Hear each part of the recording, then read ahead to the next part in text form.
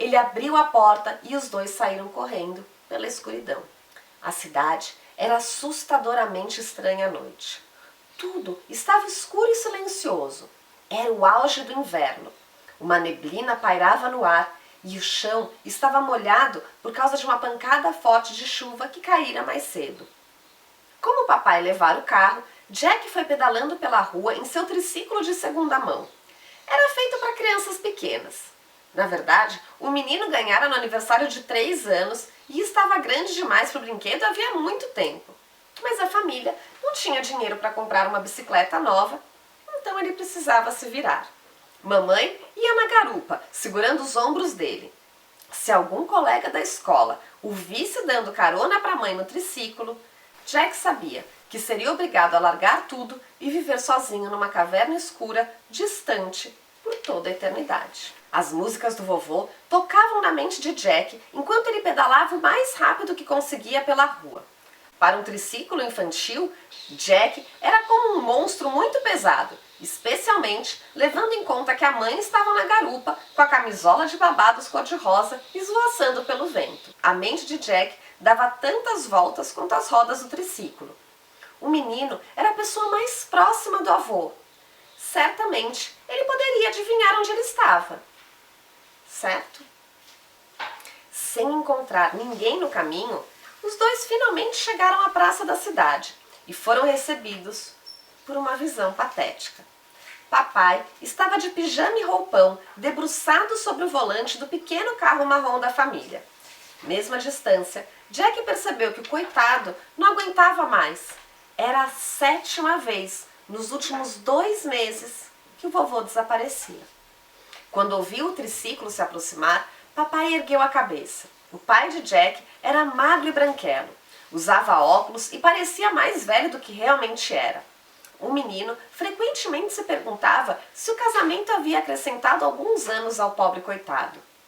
Ele esfregou os olhos com a manga do roupão. Dava para ver que havia chorado. O pai de Jack era contador, passava o dia inteiro fazendo contas complicadas e entediantes e não tinha facilidade em expressar seus sentimentos. Por isso, os reprimia.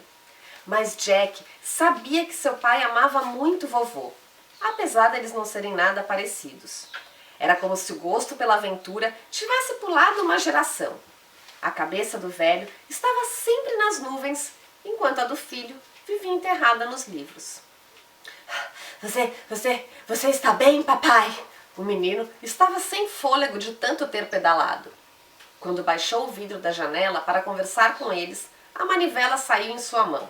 O carro era velho e enferrujado e soltava partes de peça com frequência. Sim, estou bem. Mentiu o pai, segurando a manivela solta, sem saber ao certo o que fazer com aquilo. Nem sinal do seu pai, querido. Não, procurei por ele pela cidade inteira nas últimas horas. Olhou no parque? Olhei. Na estação de trem? Sim, já estava trancada, mas não havia ninguém do lado de fora. De repente, Jack teve uma ideia e falou o mais rápido que conseguiu. No Memorial da Guerra você já foi, papai? O homem voltou-se para o filho e balançou a cabeça com tristeza. Foi o primeiro lugar que procurei. Bem, então é isso. Vamos chamar a polícia. Eles podem passar a noite inteira procurando. Eu vou voltar para a cama. Amanhã teremos uma grande promoção de queijo gorgonzola no meu balcão e eu preciso estar bonita. Não! Depois de ouvir as conversas dos pais sobre o avô às escondidas, ele sabia o que aquilo poderia significar. E era um desastre. Se a polícia fosse envolvida, faria perguntas e a família teria que preencher formulários. O avô se tornaria, então, um problema. Médicos iriam examiná-lo e, por causa da sua doença, vovô com certeza seria mandado para um asilo. Para uma pessoa feito ele, que teve uma vida de liberdade e aventura, seria como ser condenado à prisão. Eles precisavam encontrá-lo. Para o céu e além. Que foi, filho? É o que vovô sempre me diz quando estamos brincando de piloto em seu apartamento. Toda vez que decolamos, ele diz, para o céu e além. E daí? Sua mãe revirou os olhos e suspirou ao mesmo tempo. 2 reclamações em uma. E daí que... Aposto que é onde vovô está, em algum lugar alto.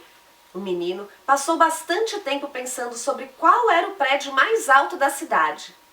E, enfim, lembrou. Venham, venham comigo! Jack saiu em disparada pela rua, pedalando o triciclo com vigor. O lugar mais alto da cidade era a torre da igreja, uma espécie de ponto de referência que podia ser visto a quilômetros de distância. Jack tinha um pressentimento de que o vovô talvez tivesse tentado subir lá. Nas outras ocasiões em que desapareceu, por vezes era encontrado em algum lugar alto, em um escorrega, no topo de uma escada e até no teto de um ônibus de 2 andares. Era como se precisasse tocar o céu, como fazia quando era piloto da caça aérea britânica. Assim que a igreja entrou no campo de visão deles, foi possível ver com nitidez a silhueta de um homem sentado no alto da torre. O brilho da lua prateada e baixa lhe fazia uma moldura perfeita. No momento em que avistou o avô, Jack já sabia o que o velho comandante pensava estar fazendo. Pilotando o seu Spitfire. Ao pé da igreja encontrava-se o vigário baixinho. O reverendo Leitão usava os fios penteados para o lado para disfarçar a careca. E o pouco cabelo que restava era pintado de um preto tão escuro que chegava a ser azul. Os olhos eram pequenos, feito moedas de 1 centavo, escondido por trás de óculos de armação preta. Eles ficavam em cima do nariz de porco, que estava sempre empinado para que o vigário pudesse olhar as pessoas de uma posição superior. A família de Jack não frequentava a igreja, e por isso o garoto só conhecia o vigário de vista, de passeios pela cidade. Certa vez, no entanto, vira o reverendo Leitão saindo da loja de bebidas com uma caixa de champanhe que parecia bem cara. Em outra ocasião, Jack jurou ter visto o homem passar em um carro esportivo fumando um charuto enorme. Os vigários não deveriam ajudar os pobres em vez de esbanjar dinheiro consigo mesmos? Perguntou-se Jack. Como era de madrugada, o reverendo Leitão ainda usava roupa de dormir. O pijama e o roupão eram feitos da mais refinada seda, e ele calçava um par de chinelos de veludo vermelho com o monograma II, Igreja da Inglaterra. No punho havia um relógio de ouro pesado, cravejado de diamantes. Ele tinha, obviamente, uma quedinha pela vida luxuosa. Desça logo daí! Berrava o reverendo Leitão, no momento em que a família chegou correndo pelo cemitério. É o meu avô! O reverendo Leitão fedia charuto, um cheiro que o menino não aguentava. Por isso, ficou enjoado no mesmo instante. O que raios ele está fazendo no telhado da minha igreja? Desculpe, vigário, é o meu pai. Ele fica confuso. Então, deveria estar trancado a chave. Por causa dele, algumas telhas de chumbo do meu telhado caíram. Um grupo de homens com cara de poucos amigos surgiu por detrás das lápides. Todos tinham cabeça raspada, tatuagens e dentes faltando. Por causa dos macacões e pás, Jack supôs que fossem os coveiros. Apesar de ser estranho estarem cavando túmulos assim tão tarde. Um deles entregou uma lanterna ao vigário, que mirou bem nos olhos do vovô. Desça daí agora mesmo! Ainda assim, não houve resposta. Como sempre, vovô estava no seu próprio mundo.